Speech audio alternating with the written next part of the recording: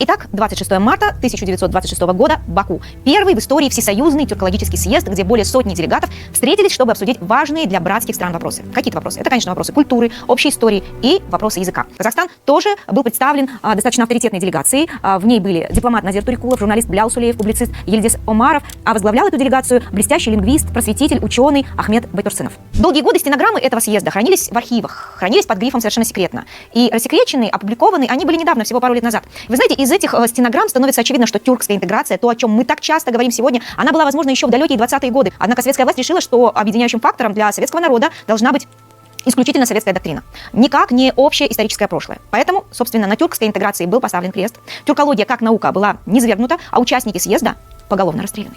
Да. Тот Бакинский съезд потом так назовут Курултай репрессированных. Представьте себе, из 130 делегатов выжили 3. А казахская делегация была уничтожена в полном составе.